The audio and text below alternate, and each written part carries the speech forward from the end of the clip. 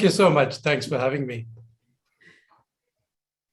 So shall I get started with what is going to be a half an hour lecture? So I hope Please go ahead, Dr. all of you have the stomach for that on a Saturday evening. Lovely. So first of all, thank you very much. Great honor to be with all of you at FMS today.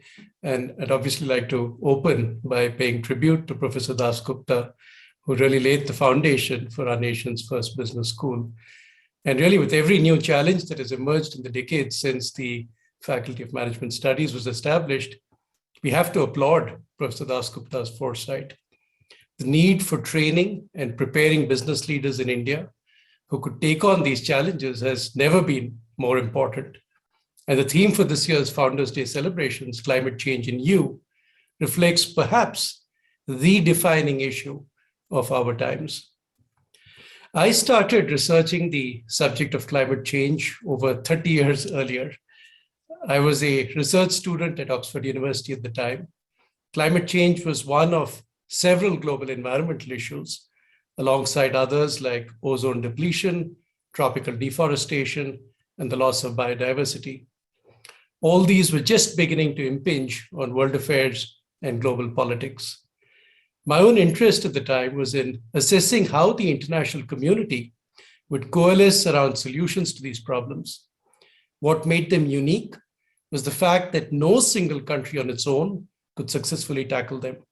The cooperation of all nations was a must to achieve a lasting and beneficial outcome. This is indeed no different from the situation we have faced for these past 2 years with COVID-19. Nobody is safe until everybody is safe. My analysis suggested that the emerging arena of global environmental issues would see growing conflict between the developed and developing countries. The developed world had preempted the space for growth, which developing countries desperately needed. Developing countries, to improve their standards of living without repeating the mistakes of the Western development model, would demand assistance and compensation from the developed world, including access to new environmentally friendly technologies and concessional finance, but these would not be easily on offer. My doctoral dissertation was eventually published as a book titled Global Environmental Politics by Oxford University Press. And in the years since, the broad thesis that developing countries would leverage their support for international solutions and bargain for more assistance in order to leapfrog environmentally unfriendly models of development has played out. But the outcome has not been particularly favorable for developing countries. The quantum of capital flows from the developed world and the technology support offered to developing countries have in fact proved to be trivial in the scheme of things. And meanwhile, developing countries are bearing the brunt of the adverse impacts of global environmental issues, particularly climate change. As extreme climatic events become more frequent and cause more damage, not just physical damage, but also consequential adverse impacts on issues such as gender equality, social justice, and human health, we can expect the discourse over solutions for global environmental challenges to become more contentious and heated. Unfortunately, time is not on our side. On the challenge of climate change, the science has just in the span of 6 years guided us from a target set at Paris in 2015 of 2 degrees Celsius global warming to a much more aggressive 1.5 degrees Celsius warming target now. And in February, when the Intergovernmental Panel on Climate Change produces its latest assessment of the impacts of climate change, it's likely to suggest that we are slipping badly on the possibility of achieving this revised target. The reasonable carbon space we have for growth is likely to be fully consumed within this decade, and that is why you're hearing increasingly frantic calls for adoption of net zero targets by countries and by businesses. We're seeing the impact of this in the European Commission's recent adoption of a proposal for a carbon border adjustment mechanism. Under this mechanism, with a view to leveling the playing field for industries in the European Union, tariffs will be hiked on products being imported into the European Union from countries which have not implemented strong carbon emission controls in their markets. We're seeing the impact in the regulatory actions of countries like the United Kingdom, which recently announced that all UK-listed companies must release net zero plans by 2023. And it's only a matter of time before other markets follow suit. We're seeing the impact in the higher sustainability standards, which multinational enterprises like Unilever and Nestle, which have declared 2039 and 2050 as the target years for achieving net zero status, and which are among over 5,000 companies globally, which have already announced net zero dates, are demanding from their supply chain participants from India.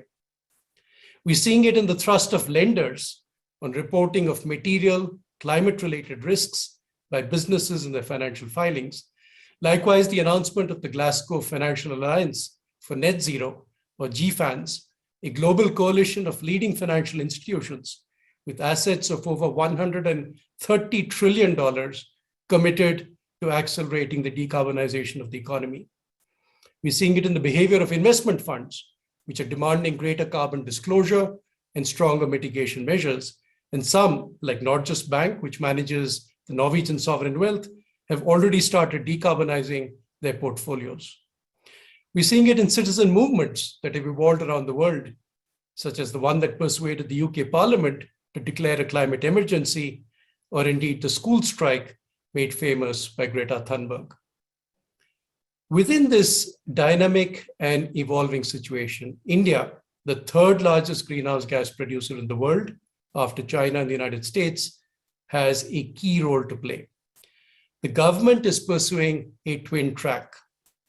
In one track, aligning itself with the other developing countries, it is trying to negotiate the best deal it can secure from the developed countries. There are precedents here from India's experience in successfully negotiating both financial assistance and technology transfer to phase out ozone-depleting substances under the Montreal Protocol to address the Antarctic ozone hole.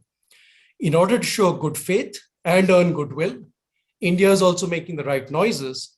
For instance, its commitment announced by Prime Minister Modi at the recent Glasgow Conference of Parties on Climate Change, or COP26, to become net zero by 2070, and its promotion of the One Sun, One World, One Grid initiative under the International Solar Alliance, which India anchors. Parallelly, in another track, the government recognizes that the challenge of climate change brooks no delay in actions to mitigate carbon emissions and to adapt to a warming world. Hence, the other pronouncements you heard at Glasgow, including the promise to generate 500 gigawatts of non-fossil fuel-based energy by 2030, with 50% of the energy mix from renewables, while improving the energy efficiency of the economy by 45% over 2005 levels by the same year. These measures and more to come are going to lead to a massive transformation of the Indian economy and in corporate India. More on this presently. There are going to be a number of factors that will drive the pace of change. First and foremost, the expectations of communities across our country of the prospective quality of life their members can enjoy. While the COVID-19 pandemic will be remembered for many things, it will perhaps be best remembered for the impact it is creating on our expectations from life itself and the quality of life we want to have. The COVID lockdowns reminded us about the rich diversity of life that thrives around us. Many of us started paying attention to bird calls in our localities, no longer drowned out by traffic noise. In parts of northern India, people were excited to see the Himalayan mountain ranges for the first time, with their vision no longer blocked by air pollution. But beyond experiencing the biodiversity around us, COVID also revealed that none of us is an island unto ourselves. The loss of life, particularly during the second wave, was fairly evenly spread across all segments of society. Akin to extreme climatic events, COVID showed us that when nature revolts, there is nowhere to hide, no matter how powerful or wealthy you might be. Work from home taught us to value the basic unit of our society, the family, and what it takes to keep every member of that unit secure, with access to healthcare for sure, but also access to livelihoods and income, education, and food. The migrant labor crisis in 2020 shook our conscience precisely because it denied parts of a society these same securities. If you wonder if these demands for enhanced quality of life might be short-lived, just take a look at the promises our political parties are now making around the country for the upcoming state elections. From free rations, LPG cylinders, and electricity to unemployment allowances and free laptops for students, it is clear that the politicians recognize the expectations the average citizen now has. Our courts are also now speaking the language of quality of life. Take a look at the Supreme Court's seminal judgment of 2018 on the migration timelines from Bharat Stage 4 to Stage 6 fuel emission norms, which the Indian automobile industry at the time had sought to delay. The Supreme Court held that there could be no compromise with the health of India's citizens, and the larger public interest had to outweigh the much smaller pecuniary interest of the automobile industry. It argued that it is an established principle of law that the right to life, as envisaged under Article 21 of the Constitution of India, includes the right to a decent environment. The right to life not only means leading a life with dignity, but includes within its ambit the right to lead a healthy, robust life in a clean atmosphere, free from smoke and pollution. Ticking off the corporate sector and denying the auto industry the delay it was seeking, the court underlined that the right to live with human dignity becomes illusory in the absence of a healthy environment. In step with these trends, the government is promulgating rules and regulations that enhance the responsibility businesses carry. Beyond a series of sector-specific rules, such as the plastic waste management rules and extended producer responsibility rules, it has also designed national guidelines on responsible business conduct to mainstream the concept of corporate responsibility. These guidelines have been integrated into the business responsibility and sustainability reports that the Securities and Exchange Board of India, SEBI, has directed the top 1,000 listed companies to publish from this fiscal on a voluntary basis and from the next fiscal on a mandatory basis. Stewardship codes, which emphasize what are known as environment, social, and governance, or ESG requirements, have meanwhile been mandated by SEBI, along with the insurance regulator, IRDAI, and the pension fund regulator, PFRDA, for institutional investors across the mutual fund, insurance, and pension fund sectors in India. There is also close domestic and international scrutiny now taking place of the performance of businesses on the Sustainable Development Goals, or SDGs, defined by the United Nations, traversing issues ranging from poverty alleviation to addressing climate change. The SDGs have essentially fused the global with the local and created an interest of the international community in the way in which local issues are now being addressed within countries. Customers, meanwhile, especially millennials and those of a younger generation, are increasingly demonstrating a preference to embrace purpose-driven consumer brands that clarify their social commitment. And this is the reason a market leader like Unilever in consumer products resolved last year that each of its 70,000 products would soon carry labels showing their carbon footprint. And recognizing stakeholder expectations of more responsible behavior, investors are pressing for change in the corporate world. Globally, entities controlling over $100 trillion of invested funds around the world have now subscribed to the United Nations Principles for Responsible Investment, or the UNPRI. These principles require investors to incorporate ESG issues into their investment analysis and decision-making processes. Many of these investors have an India exposure. In a market like the European Union, which offers substantial funding for corporate India, the European Commission has put out regulations that require all asset managers in the Union to disclose the ESG performance of their investment portfolios. we should consequently expect that Indian businesses that are non-compliant on critical ESG issues like climate change will be progressively excluded from the investment portfolios of the largest fund managers in the world. At the same time, the Indian market is likely to also see significant inflows of funds from foreign investors seeking promising ESG stocks that offer good risk-adjusted returns. This last is a trend that has picked up momentum, and there is now a great deal of academic literature to show that a greater focus on ESG typically yields greater resource use efficiency, lower cost of operations, reduced risk, lower cost of borrowing, and greater prospects for valuation re-rating. This is the reason ESG investing has become the fastest growing asset category in recent quarters. And while these are early days in India, lending weight to the ESG investing thesis, we can see fairly consistent outperformance of indices like the MSCI India ESG Leaders Index when compared to the broader benchmark index for most periods of time. Similarly, with the National Stock Exchange's Nifty 100 ESG index when compared with the Nifty 100 index. In essence, capital, both as equity and as debt, will be allocated in the future primarily towards well-governed Indian companies that contribute to the goals of a more sustainable economy and society.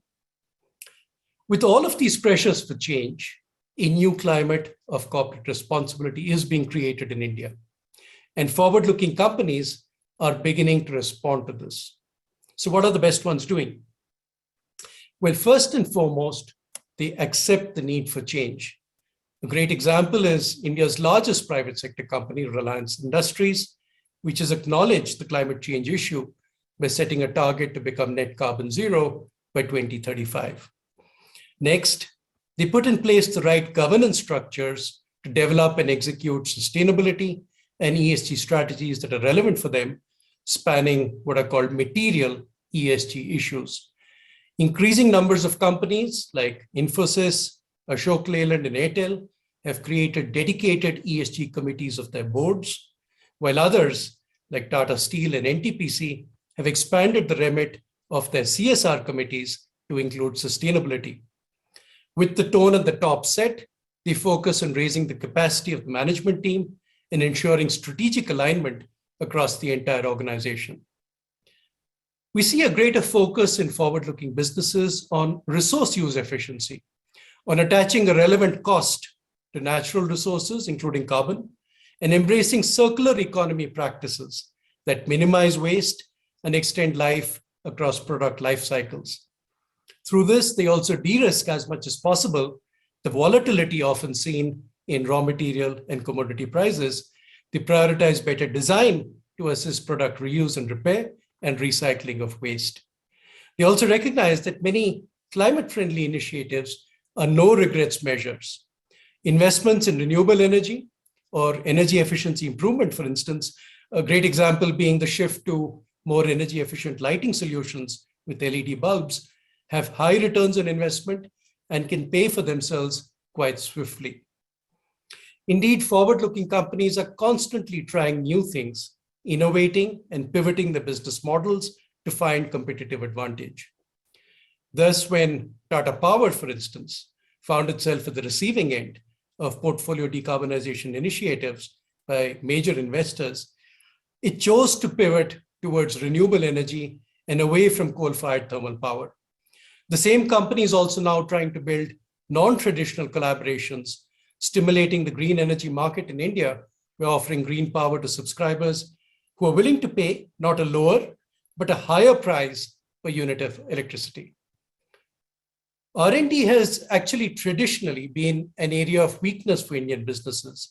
So India's R&D spends at around 0.7% of the GDP are far lower than, for instance, China at over 3 times that percentage, and that on a far higher GDP base, not to mention developed markets like the United States, Japan, and Germany. However, we may now be seeing the beginnings of change, particularly thanks to the efforts of India's large and growing startup community. We're beginning to see a range of innovations and new business opportunities emerging across areas like electric vehicles, EV batteries, high efficiency materials, biomass to energy, more water and energy efficient agricultural techniques, meat alternatives, and carbon credits trading. Forward-looking enterprises also endeavor to improve their employee well-being and safety. They understand the importance of enhancing diversity and inclusion within their workforces, given not just the social context in which Indian businesses operate, but also the value this brings in the effort to champion new ideas and collaborative solutions to address challenges. Areas of focus, therefore, include gender diversity, higher representation of the scheduled caste and scheduled tribe communities, and addressing the needs of the physically challenged.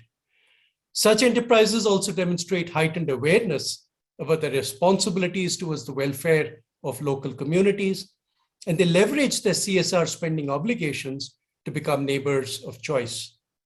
Some go a step further, like the Tata Group, to champion corporate volunteering by their employees and seek to link their CSR endeavors with volunteering opportunities. This enhances the pride that employees feel in the organization, improves employee engagement levels, and helps to deliver powerful social outcomes which really draw from the skill sets that their own employees possess. Forward-looking companies recognize that what gets measured gets improved. And so just as companies like Marico are doing, they link performance on critical ESG issues like carbon emission reduction and better wastewater management to senior executive compensation to force the pace of change. Integral to the link with compensation is a strong focus on measurement, tracking performance over time, and making transparent disclosures. Each of these activities is now increasingly benefited by the thrust on digitalization. Multiple sustainability reporting frameworks are being used, including the Global Reporting Initiative, or GRI, and Integrated Reporting, or IR. But in the future, a universal framework is expected to emerge after the new International Sustainability Standards Board, which was announced at Glasgow at COP26, completes its work. In the meantime, the Business Responsibility and Sustainability Report, mandated by SEBI, or the BRSR, will offer one valuable tool for Indian businesses to communicate their sustainability commitment. In the past, there have been allegations of non-transparency of data and what is called greenwashing. With the guidelines issued for the preparation of the BRSR reports, any gaps or misleading information will be scrutinized intently by a varied set of stakeholders, including regulators, analysts, proxy firms, activists, the media, and others. And you can soon expect both naming and shaming, as well as withdrawal of investments when the gaps are particularly egregious. Indeed, we've already seen the impact that reports of CDP, what used to be called the Carbon Disclosure Project, have had on the carbon emissions reporting by some of India's largest corporates. And there has been considerable improvement after some of the initial naming and shaming in the CDP reports. But despite all this activity, it would be a mistake to conclude that all is going well with corporate India's response to the challenge of climate change. There are still large gaps in the response, and I'm going to call out two in particular. The first is the tendency of many Indian businesses, with a few honorable exceptions, to resist change until they are forced by regulation and the threat of penalties. We saw an example of this earlier in my talk with the auto industry's efforts to delay migration from Bharat Stage 4 to Bharat Stage 6 fuel emission norms, something the Supreme Court strongly criticized. Another similar example was the strongly adverse reaction of the Indian two-wheeler industry, the world's largest, to the call of the Niti Aayog some years back to embrace full electrification by 2025. Personally, as someone who was intimately involved in the leapfrog that took place in Indian telecoms, from fixed line services to mobility, resulting in a massive telecom and IT-led transformation of the landscape of opportunities in India, I thought that the Indian two-wheeler manufacturers would similarly consider the possibility of leapfrogging and leading India and the world down the path of electrification. But this determination to own the future seemed to be missing. And in fact, the Niti Aayog got strong pushback from the two-wheeler industry to drop that 2025 target. You see this tendency to delay the onset of regulation and to resist change, unfortunately, in many industries, from delays sought in eliminating single-use plastics that then go on to choke city drainage systems or litter the oceans, to the delays sought in implementing the directive to thermal power plants to deploy flue gas desulfurization plants designed to reduce air pollution across India. While it might be possible to deflect the attentions of regulators for some time, the question these businesses need to ask is whether their customers will continue to be forgiving. Many commentators, including the marketing guru Philip Kotler, have pointed out how consumers are beginning to re-examine what they consume and how much they consume. Consequently, as the Harvard Business School professor Rebecca Henderson argues, and I quote, "We need to move from a world in which environmental and social capital are essentially free, or at least someone else's business, to a world in which the need to operate within environmental limits within a thriving society is taken for granted," unquote. The second gap you see in corporate India's response is with the way in which micro, small, and medium enterprises, or MSMEs, are included or not included in the plans of the larger corporates in India. MSMEs form a significant part of the supply chain and account for close to half the actual resource consumption that takes place within the economy. Many of them are going to be hugely impacted by the climate transition. Take a sector like auto, huge disruptions on the cards for many component suppliers who are wedded currently to the internal combustion engine. Just as the developing countries expect help and support from the developed countries to tackle climate change, the MSMEs need the help and support of the larger, technologically adept and well-financed corporates in India. It is unclear, however, that this is going to happen on the scale required to secure the interests of a major part of the MSME community.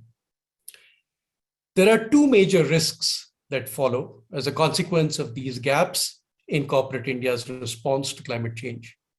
First, if the transition to a more climate-friendly future is not undertaken in a calibrated manner, and we see significant job losses in the MSME and informal sector, there will be a significant exacerbation of inequality in India and resultant social tension. Already, as we learned from this year's Oxfam India report, inequality is at an all-time high in India. The top 10% of the population controls 45% of the nation's assets, and the wealth of fewer than 100 families is more than that of 550 million Indians at the bottom of the pyramid. As we touched upon earlier, all this will come at a time when communities are ever more demanding of an improvement in their quality of life, and therefore less accommodative of adverse impacts on this. This leads me to the second major risk that follows. This is the risk that community protests will lead to the heavy hand of government on business. Government and the political establishment in power at the center and the states would like nothing more, and there is a long history of this in India, than to bend companies to their will. That is the reason corruption thrives. We rank a lowly 85th on the Transparency International 2021 Corruption Perceptions Index. And this is intimately linked, of course, to the whole question of election funding designed to keep political parties in power. For the business community that has repeatedly pleaded for regulatory shackles to be lifted, and that has broadly expressed its intent to embrace free enterprise, greater government intervention would represent a significant setback to its vision of growth. It is therefore in business's own enlightened self-interest to address the challenges that loom large ahead of time. I spent over 2 decades in the Tata Group, established by a true visionary, Jamsetji Tata. His business philosophy is captured in this quote attributed to him that, and I quote, "In a free enterprise, the community is not just another stakeholder in business, but the very purpose of its existence," unquote. This philosophy has served the Tata Group well for over 150 years, during which time it has become India's largest corporate house and continues to inform the mission of the Tata Group.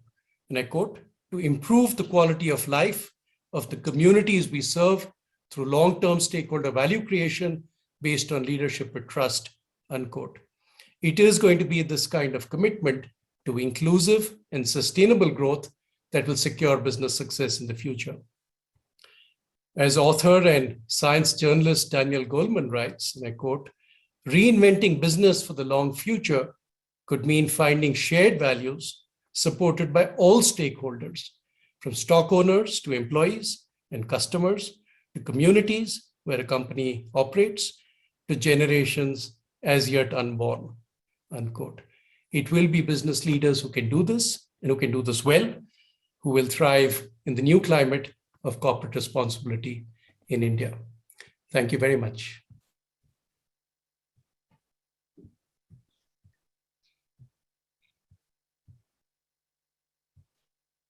Thank you, Dr.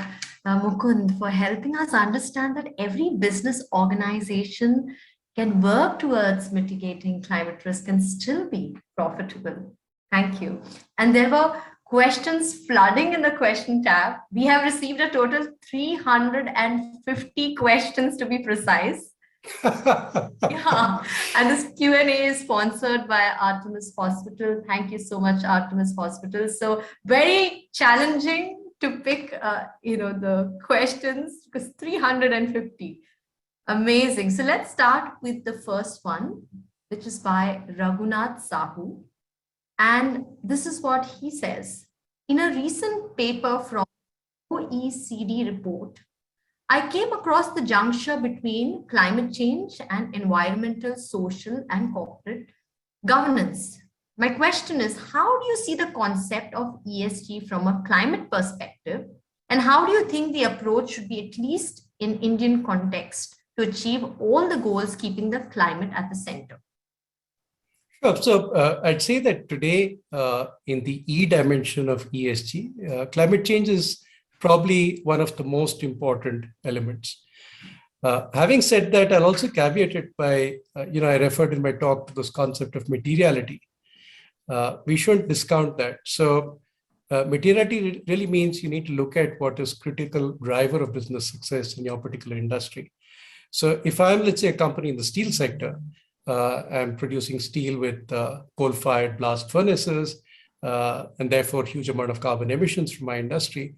Obviously, my impact on climate change is very large, and it's a very strong material issue in my ESG consideration. But if I'm, let's say, a IT services company or doing web design, for instance, chances are my carbon footprint is quite minimal, and climate change may not have the same degree of relevance in my ESG tabulation of material issues. So climate as a consideration in ESG will vary from company to company, from industry sector to industry sector. But you could probably say with fair amount of confidence that for many companies, it is going to be perhaps one of the most important issues under the environmental dimension. And you're seeing that also in the reporting requirements. So for companies in manufacturing, the reporting requirements will stipulate disclosure on what are called scope 1, scope 2, and scope 3 emissions. And that's becoming very important. Even SEBI is now in its guidance note for Indian companies asked that companies must certainly report on scope 1 and scope 2. And as a leadership indicator, the best company should try and report scope 3 emissions, which is actually the most difficult to measure. That's everything that happens outside your plant, in your supply chain, and so on. So I think the beginnings of reporting will start putting pressure on companies to make sure they're measuring and then doing something about controlling those emissions. So I think it's becoming very much part of the discourse in India as well. I hope, Raghunath Sahu, your question is answered. And with that, we will go ahead with Vedang Sharma. And he says, how can healthcare sector, which has become the focus, reduce plastic waste and contribute towards reducing climate change? I think there are now extended producer responsibility regulations, rules in India that require manufacturers to essentially be responsible for the collection of waste that is eventually disposed. But this, in the case of the healthcare sector, I think requires a lot of collaboration with key intermediaries, including the municipal corporations, the urban local bodies, etc. It also requires a huge amount of individual responsibility in households to segregate waste. and to make sure that collection becomes a little easier. But those are some of the initiatives through education, through communication programs that companies must take responsibility for. I think the larger and better organized ones that are supplying to dedicated units, hospitals, for instance, there the protocols on collection are already quite well established.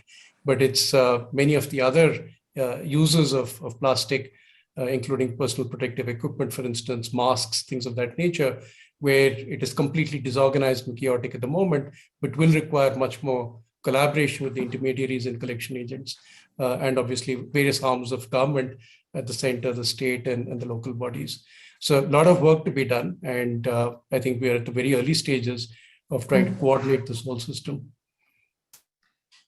We'll go on to the third question, which is by Akshay Vishal. And he says that, will government incentivize consumer demand side to go for green consumption, and will it serve as a catalyst to accelerate climate conscious activities among producers, that is supply side?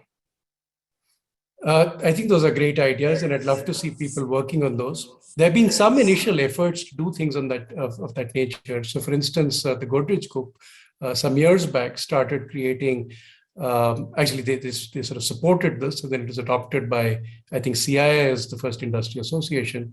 In a sense, green labeling to at least educate customers where the products pass a certain hygiene test in terms of their green quotient, the life cycle assessment of the way in which materials are used and then eventually disposed of, things of that nature. So I think the beginning has already been made. There are some standards in play, but much more could be done if the government were to more strongly mandate this and regulate this, which is in some ways what they're now beginning to do. For instance, you talked about the plastic waste issue with the earlier question. The whole idea of extended producer responsibility is something that the government has pushed, making it incumbent on manufacturers to be also responsible for end of life and for collection.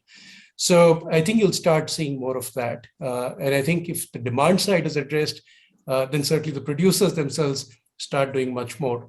In my talk, I also gave the example of Unilever.